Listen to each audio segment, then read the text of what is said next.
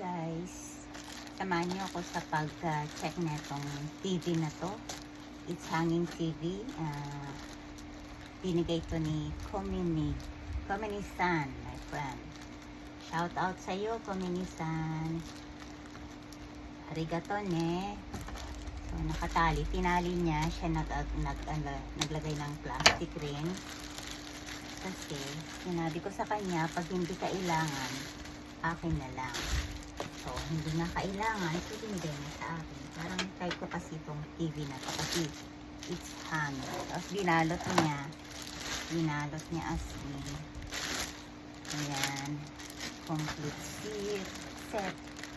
Meaning, complete. Alas pa niya ng ganito. May remote control. Sa Japanese, remote ang tawag nila kasi. Tapos mayroon siyang antenna. Ano ba? Wire o antenna. Hindi ko alam kung anong klase TV to eh. Ayan. Dahan lang. Kasi binalot nga niya to para sa akin. Ano pang kulang? Ito saksakan adapter. Ito, pwede to sa sa Pilipinas kasi 100 to 40 AC adapter na siya. Pwede mong i-uwi to, baka hand carry, ganun. Try lang natin. Pero gagamitin ko siya dito. Paano ba siya nakahang? Ganyan ba siya? Nakahang? Ganyan. Nakahang siya eh, ganyan. Yeah, it's like this. Oh, tignan nyo.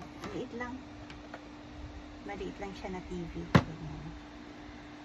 Ihahang siya eh, nakahang to. Tapos, try ko siyang i-connect. Japanese naman siya, hindi ko alam kung ano. Japanese TV to eh. Hindi ko alam kung anong tatakbuhin. Joke lang.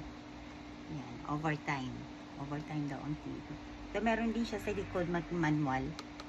Ayan, pwedeng may English siya. Ayan. Yung sa akin kasi, wala siyang English. Tsaka nakaupo siya. Ito hangin kasi parang magandang isabit doon. Isabit doon. Ayan. Pero hindi natin muna ma-open ngayon. Okay naman. Wala pa siyang gas-gas. So, ito na lang. Isabit daw. Ayan. Isabit na TV. Parang gusto ko kasi. Kaya hiningi ko to sa kanya. Ayan. Try nating i-connect guys. To be continued. Thanks for watching.